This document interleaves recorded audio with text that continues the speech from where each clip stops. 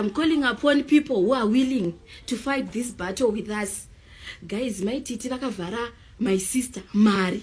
Murukunzwa achitamba round ari kuChina maround ema 1000 and guys maititi munhu wekubudiriro isusu we stay kubudiriro 3. My mom was the one aienda nemari achinopa maititi mari hard cash. Murukunzwa mari round abhavhara mwana avhara mwana guys. Izvezvi we went to court, mwana bhatonzizoni ngapiwe like tsamba yekuti maititi ako atachirwa property so that she can pay up mari because manyorera vanga vakaita agreement yavo yekuti anobhadhira mari yakati she wasn't owing to that agreement. Mukadzi uyo ndatoshaya kundomisa papi mupanda wake chaiyo hakuna zvinhu zvakadaro. Vanenge vachisimbisana neuya anonzi hanzi Tom Jones, murume mukuru akasvika kudaro anenge achitaura zvinyadzi pasocial media. Hanyare umwe munototi ndina baba, umwe munototi ndine mwana pana Tom Jones. Uri chihepe kunge gearbox rerori hausi light kunge confection yedihali une hanzvanzi here tumatsano usandiudze zvekunyepa tusitori twemangano tatekuru kule simba DJ Holly pabit remapiano tatekuru kule simba DJ Holly pabit remapiano. Greetings, good people. My name is DJ Holly and welcome to 2.5 Creative Studios. Chitubu che content, chitubu chisingapwi, chitubu chinonwa nemunhu wese, chitubu chakavhenekwa, chikaongororwa nana mazvikokota kunzi aiwaka chitubu ichi chine content iri healthy, content yakachena, yakakodzera kunge chikonsumwa nemunhu akaita kunge iwewe. Ndosaka uri panapa muzuva ranhasi. So if it's your first time here, dzvanya subscribe button and the notification bell so that you don't miss out on any exciting content uploaded. Asi kana wangu wagara uri mugaro wepanapa dangokutenda nekuita sei nekukurumidza kubhadhara rent. Thank you very much for supporting 2.5 Creative Studios.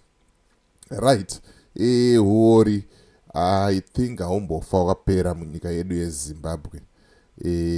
Ukaona level rekuti munhu unomukweretesa mari, wamukweretesa mari wozomubvunza chikwereti, wonomhangara nyaya yako kumapurisa, ndiwo mvauya uchisungwa ndiwo mvauya uchisungwa. Pakashata ndo nyaya ndikufamba nayo zvamanje.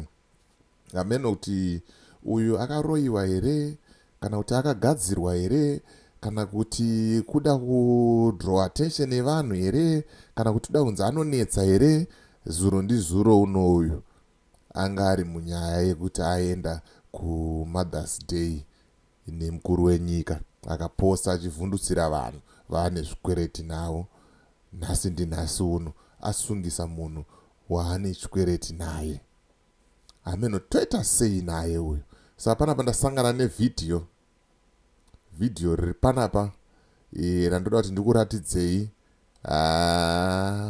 Munhu achichema zvichinzi sisi wangu wasungwa nenyaya yekuti taitamba raundi naye. Tichitamba raundi naye mva haadya mari yevanhu. Amai vangu ndo vaitoendesa mari yeraundi. Eso zvamunoziva kuti inini when it comes to nyaya dzevanhu vanoda kuzviita vakangwara, vanoda kubira vamwe vanhu vachishandisa ukopokopo umene ndo nyaya dzatinopindira mukiu idzodzo tobva tadzitenga touya nadzo todziti bvuu. Saka rikatimboteerera nyaya first tozoona kuti tingaite sei nendururani, nenhubu, nenheswa mukono, nenhundira mutsime iyi inonzi Felicitas maititi. Hakuna zvinhu zvakadaro izvozvo. Hakuna zvinhu zvakadaro. Saka rikati play muzvinzwire mega. Guys, I'm calling upon people who are willing to fight this battle with us. Guys, maititi vakavhara my sister Mari. Murukunzwa achitamba round ari kuChina maround ema 1000 and guys maititi munhu wekubudiriro isusu we stay kubudiriro 3. My mom was the one aienda nemari achinopa maititi mari hard cash. Murukunzwa mari round abhavhara mwana guys. Izvezvi we went to court, mwana bhatonzizoni ngapiwe like tsamba yekuti maititi ako atachirwa property so that she can pay up mari because manyorera vanga vakaita agreement yavo yekuti anobhadhira mari yakati she wasn't owing to that agreement. So izvezvi aunoti atumirwa tsamba yekunzi akutorerwa property zvabva zvamurwadza akunotsvaga mapurisa ake vefeki vanouya yezvoda kutormenta vanhu. Yesterday they came tikutsvaga Melissa she's being accused of forgery akandisainira panhu pandisina kumbobvuma kuti pandisina kusena akucreata nyaya. As we speak she came today Muscat. When she came Muscat abva maititi told my mom kuti mwana wenyu aida kushamisira aida kundinyudza manje ndini hamuzivi kuti ndinonzani. So izvo zvatora sister yangu munhu ari kutoowa mari iye vamusungisa. She's being harassed kupolice. Guys, I'm calling upon vanhu vese vemalaws, vanhu vese vanoita zvemitemo. Maititi should be brought down pasi where she belongs. She want to use kuda kutyisa vanhu. She moves around achizviti ini ndiri munhu wepati so that she can put fear muvanhu. But isusu here in Zimbabwe we know that everybody has the freedom to speak. Everybody has the freedom kuti whatever zvaunenge uchida kuti zviite, whether wavharwa waita se munhu wese has a freedom kuenda kumakoti o kuenda kupolisi achiripota. But iye anoda kushandisa chitororo, anoda kushandisa corruption kanganisa vanhu, kutyisa vanhu. Yet she's nothing. Even pa social media pacho there's nothing chatinodzidza about here. She's always talking about prostitutes and everything. At the same time ada kutyisa vanhu, abira vanhu mari. Who is she? Guys, I am begging one vese who can support me vane hama dzakavharwa, whether we can put a protest against her. She should go back to jail. She's doing nasty things to people. Yet she has nothing. Hana chanacho ada kumira andobira vamwana vanenge vachishanda, then she can enjoy mari dzevanhu. Apedza oda kutyisa vanhu. So inini nhasi inini handitombomutye zvazvekuti anouya nemapolisa ake efeki.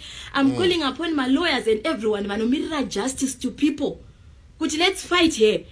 Adone pasi because haasi kuchitira isusu chete, ari kuitira zvinhu zvakawanda. And I'm saying if anything happens to my sister, ini ndikukutaurirai maititi hashamisire uyawe haana chanacho. She want to manipulate people. Hey guys, right. Nyaya mainzwa iyi handina chekuwedzera, handina chekutapudza, but ini ndinongoti sezvazviri. Kana wakabira munhu mari unenge uri mbavha, dzorerawo munhu mari yake. Kana uchiita raundi makati muchazokandirana, chimukandirawo zvongopera, woita unge chi, woita unge munhu mukuru. And I have nothing against my titi, handitombowazive and handitomborina basa nekuwaziva and handitombowafollowe.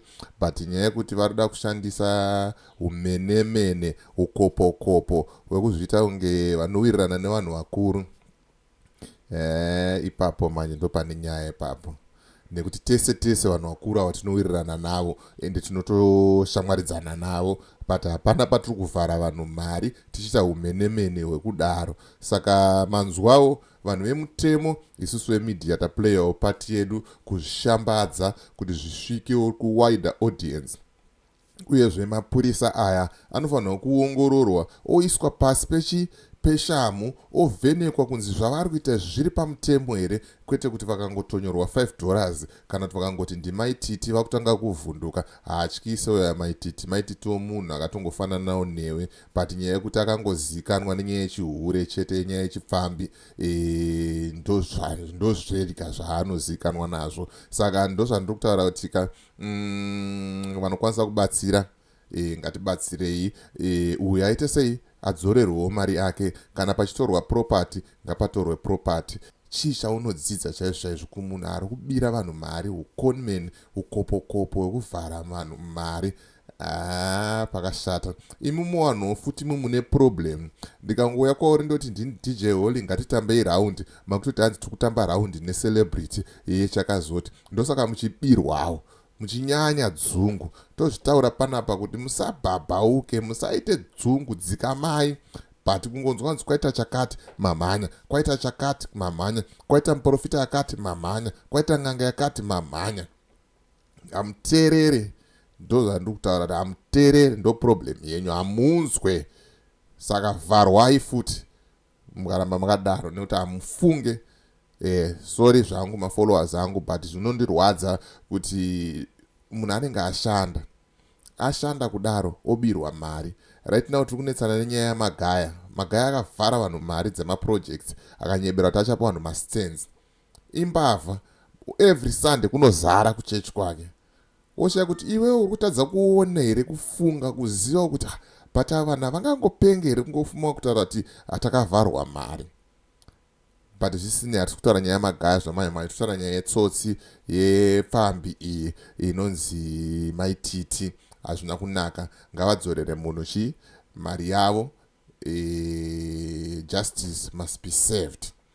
Zvinhu zvoenda toziva kuti justice system yedu yemunyika yakadhakwa to the last number. Hapana, but tinongozvitaura panapa kuti at least hanzi domasi 1 rikaora zvireve kuti ese aora, although richisvibisa mamwe ese, but hazvire kuti mamwe acho tasa aora togonongomageza otomashandisa. Ndozvatokutaura kuti pane 1 or 2 vachiri kuitawo zvinhu zviri straight zvakati twasa kujustice system uko. Onaiwo kuti mwana adzorerwa mari yake, aishanda ari kuchina mwana uyu achirohwa nechando. Pamwe pacho hauziva, unoziva kuti vari kumhiri kwemakungwa munofunga kuti vanhu vari kushanda, pamwe vanenge vachitotengesa muviri kuti mari ibatane. Mari yabatana kudaro akuita sei? Akuvharwa futi mari yacho. Vanakomana vanenge vachitoita chingochani kumhiri kwemakungwa uko, mari dzicha sei kuti dzibatane. Iwo wozongouya wotora mari yayo woidya wovhara munhu. Unofunga kuti unoita rombo rakanaka? Munyama yega yega waunenge uchizvidedzera mukati meupenyu hwako. Munyama ndio inonzi jambwa raunenge uchizvitumira, raunenge uchizvidedzera, kubira munhu, kuvhara munhu. Mukadzi uyu ndatoshaya kundomisa papi mupanda wake chaiwo. Hakuna zvinhu zvakadaro. Vanenge vachisimbisana neuya anonzi hanzi Tom Jones, murume mukuru akasvika kudaro, anenge achitaura zvinyadzi pasocial media. Hanyare umwe munhu ototi ndina baba, umwe munhu ototi ndine mwana, pana Tom Jones. Zvinhu zvodawo kunyara. Of course we are doing it in the name of creating content but zvimwe zvinhu ngatinyare iyo. Ngatisatengesai hunhu nenyaya yekuda nenyaya yekuda content, nenyaya yekuda kugadzira content. Saka ndonyaya ndiri kufamba nayo zvamanje ndiri kuti aiwa, justice must be served. Maititi ngavabhadhare vanhu mari dzavo. Uyezve chakamboita kuti vabude mujeri chiiko futi? Chii chakadaro ichochocho? Ndo pacho panoda kutangirwa kuongororwa wori ipapo apa, kuti munhu anopomerwa kunzi mukande mujeri, akandwa mujeri ozonzi aiwa ngaachibudiswa. Chii chakadaro ichochocho? Wori. Saka wori tinongoutaura kuti wori ndo zvazviri. So ndo video randiri kumhanya naro zvamanje handakagumbuka, and I'm not even happy nenyaya yemhombwe iyoyi. I'm not even happy nenyaya yezviri kuitika izvozvizvi. It's very bad. It's very bad, I'm telling you. Zvakaipa. So as for me, DJ Oli and the rest of the crew behind the scenes, it's bye for now. Ngasanga nemuvideo rinoteera.